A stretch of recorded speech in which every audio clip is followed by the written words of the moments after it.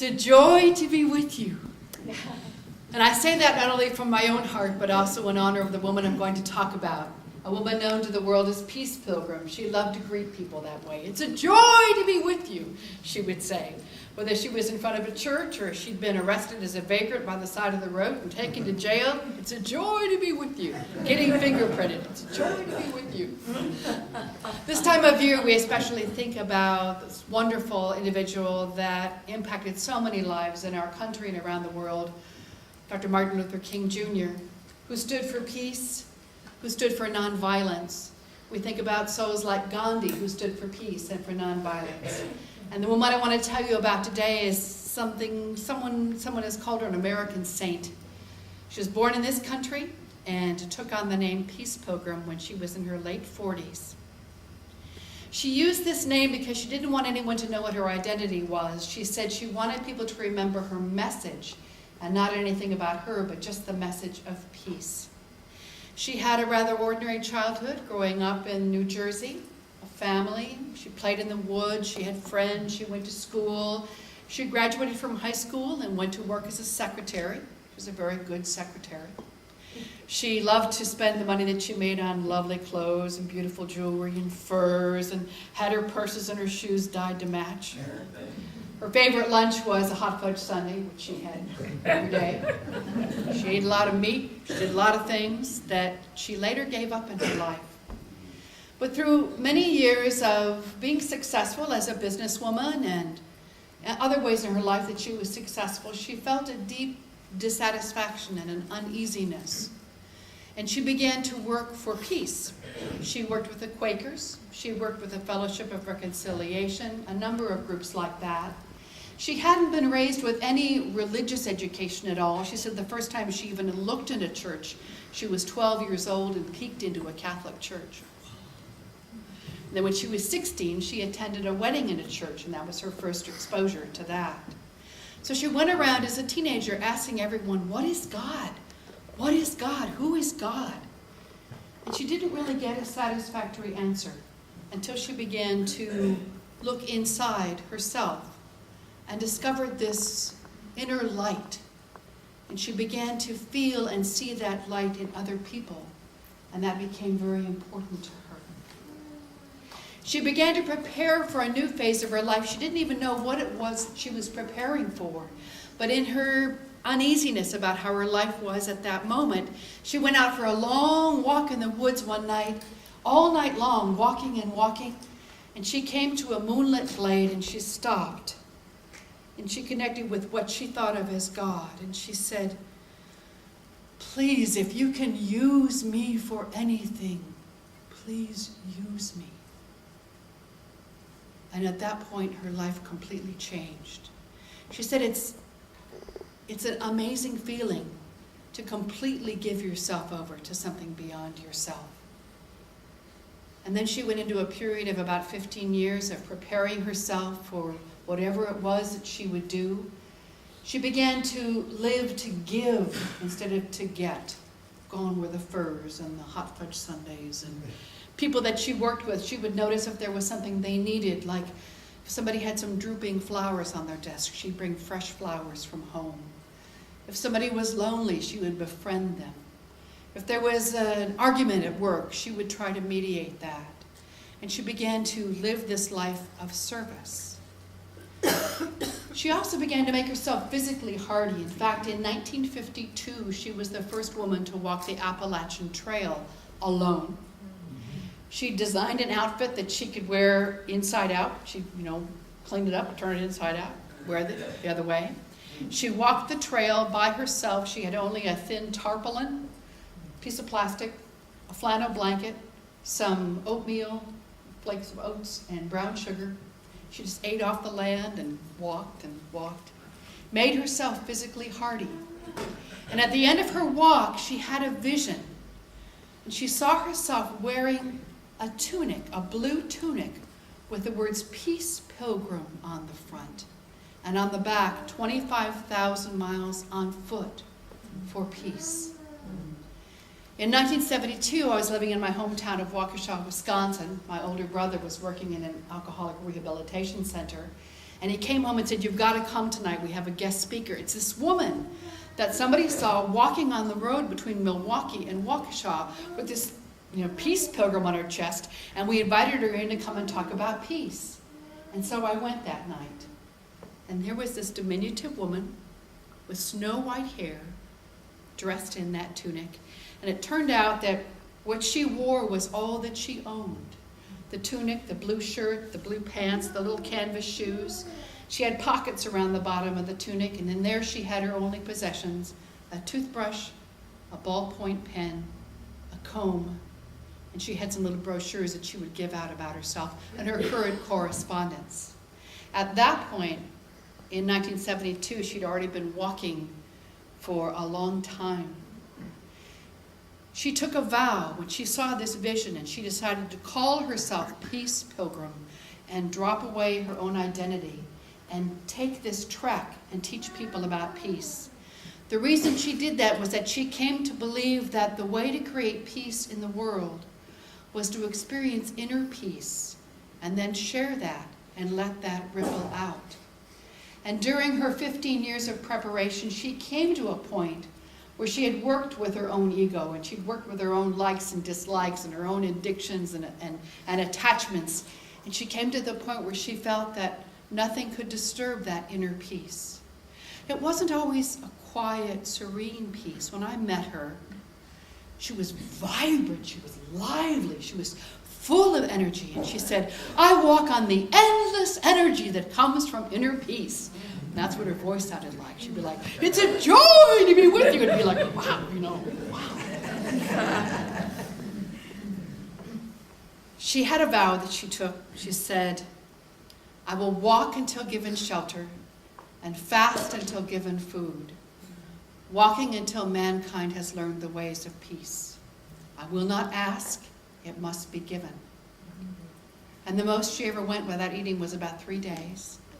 If she wasn't offered a place to sleep, she'd sleep in the woods. If it was way too cold, she'd go in a bus station. She trained her body that she could just lie down on a cement floor and go to sleep, no problem. And her teaching was, as she said, very simple. It wasn't anything new. She said, all of the prophets have said this. All of the great teachers over the centuries have said this. Overcome evil with good, and falsehood with truth, and hatred with love. She said, we know this, but it is the living of it that we have to accomplish. We have to not only know it, but we have to be it. So she spent her 15 years of preparation. Then she had her tunic made. She got her shoes.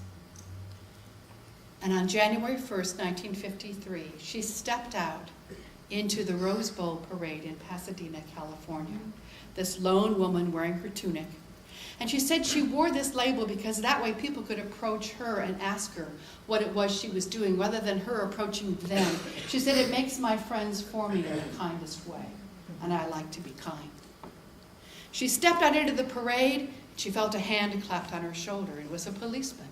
She thought, I wonder what this will be like. But what he said to her was, we need 1,000 more like you. So she began that pilgrimage. She started in 1953. She walked the 25,000 miles by 1964. And at that point, she stopped counting miles and allowed herself to be picked up and accept rides to places. Because by then she was beginning to walk in some of the same communities she'd walked in earlier, and people wanted her to come to their churches and come to their college classes and come to all their gatherings and speak. And she set a record one time. She went to 7 services on one Sunday and spoke at 7 different locations. People, driving her from church to church to church from the morning on until the late afternoon and evening. Her message didn't really vary over the years. She kept on saying the same things. But she had some amazing adventures along the way that I think illustrated so powerfully that she lived this message every day.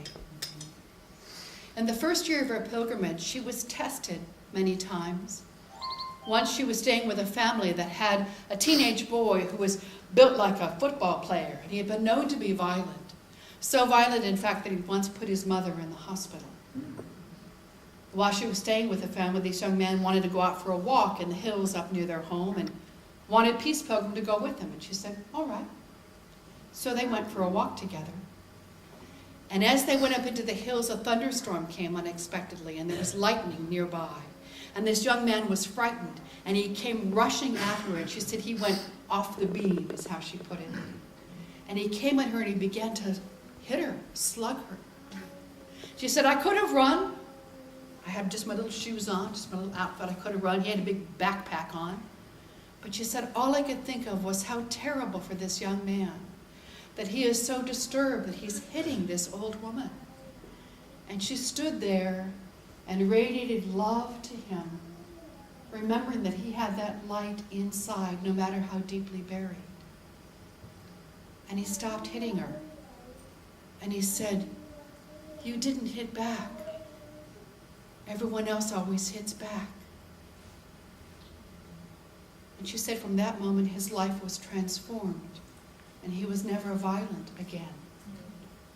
And she said, what are a few bruises on my body compared to the transformation of a human life? Another time in that same first year, she was called upon to defend a young girl who was only 8 years old. She was staying in a home out in the country with some people who had seen her and taken her in. And they wanted to leave their daughter with her while they went into town and did some shopping. And she said, fine. She was sitting and answering some mail by the window. She saw the little girl playing in the front yard, and she saw a car drive up and a man get out. And this little girl ran from this man and ran into a barn, into an outbuilding. And Peace Pilgrim got up and went outside and went to this barn also. Found the girl cowering in a corner. And she said, I knew the girl was in great danger because what we fear, we draw to us. She said, and I fear nothing. I expect only good.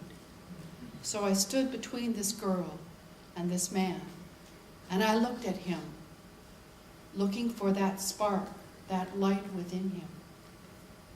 She said, he stared at me for a long time, and then he turned and left.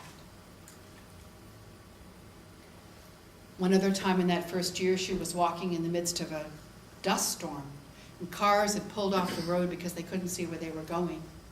And one car door was flung open. The man said, get inside, get inside. She thanked him, and she got in and said, I don't accept rides. He said, well, we're not going anywhere. Just rest here for a minute. And as the storm went on, he said, would you like to take a little nap? She said, oh, thank you. That would be lovely. She curled up on the car seat, and she went to sleep. She woke up sometime later, and she saw this man hunched over the steering wheel. And she asked him if he was all right. And he said, yes, but when I invited you into the car, I intended to do you harm. But when you curled up on the seat next to me like a little child, trusting me, I found that I couldn't touch you. I want to read you one of my favorite stories, Peace Pilgrim. I have performed as her. I've done a one-woman show as her in the schools in New Hanover and Pender County at one time, many, many years ago. I was invited by a Quaker community to go down to Costa Rica and perform in the schools down there. And the kids were so intrigued by this woman that had no possessions, but don't you have a house? Don't you have a car? I want to read you this story that was always my favorite and a favorite of many others. Life is a series of tests, but if you pass your tests, you'll look back upon them as a good experience. I look back on all my tests as good experiences, including the night I faced death in a blinding snowstorm. It was the first year of my pilgrimage and the most beautiful experience I ever had. I was walking in a very isolated section of the high mountains of Arizona. There was no human habitation for many miles. That afternoon there came a surprising snowstorm out of season. I had never seen such a storm. If the snow had been rain, you would have called it a cloudburst. Never had I seen snow dumped down like that. All of a sudden I was walking in deep snow and was unable to see through what was falling. I realized that the cars had stopped running. I suppose they were getting stuck on the highway and unable to pass. And then it got dark. There must have been a heavy cloud cover. I could not even see my hand before my face, and the snow was blowing into my face and closing my eyes. It was getting cold. It was the kind of cold that penetrates into the marrow of the bone. If I were ever to lose faith and feel fear, this would have been the time, because I knew there was no human help at hand.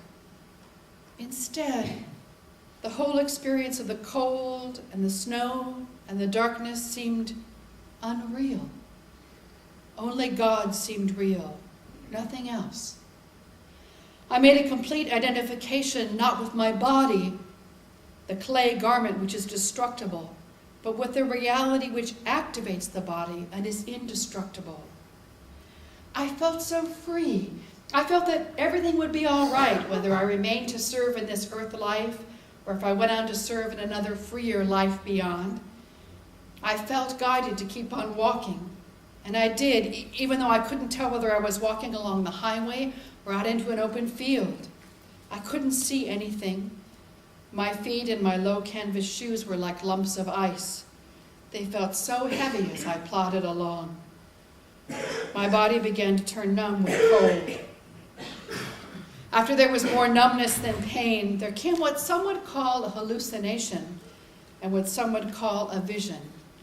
It was as though I became aware not only of the embodied side of life, where everything was black darkness, bitter cold, and swirling snow, but also so close it seemed I could step right into it, of the unembodied side of life, where everything was warmth and light.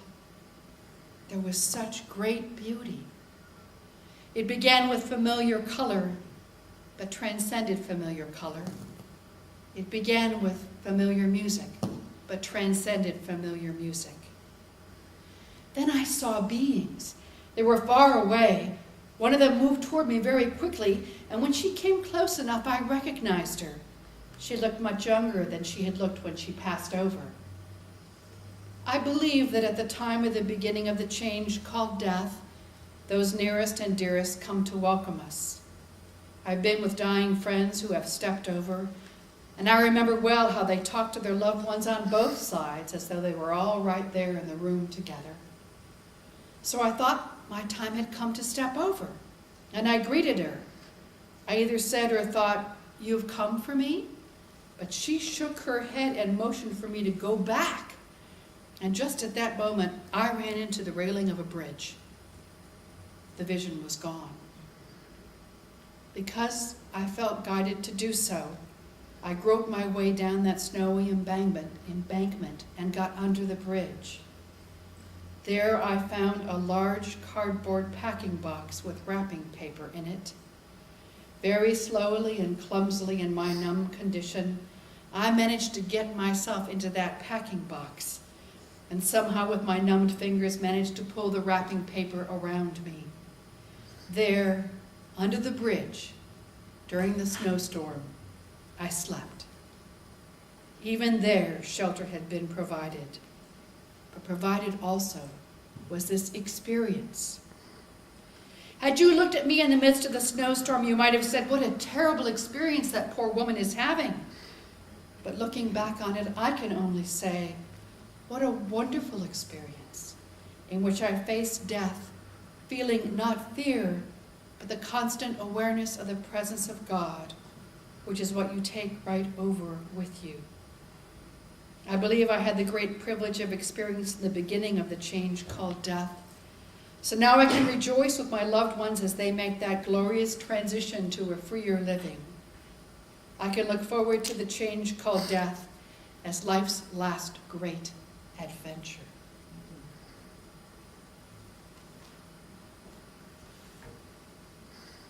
Peace Pilgrim died quickly, easily on the road in 1981.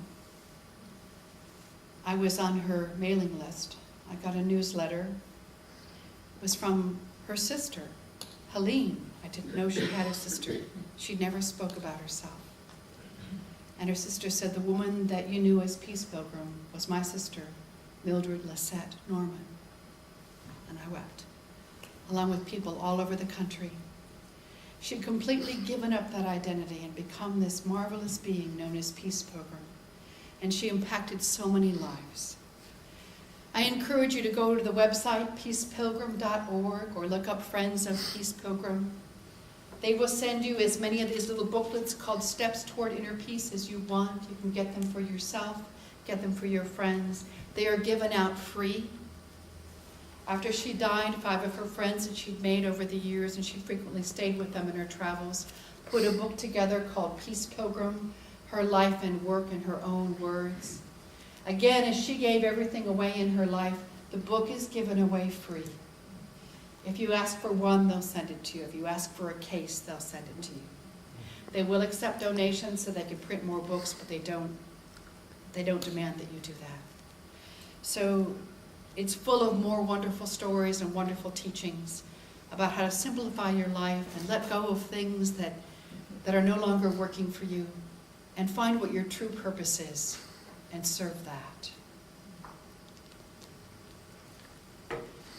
Let's have a prayer together, shall we?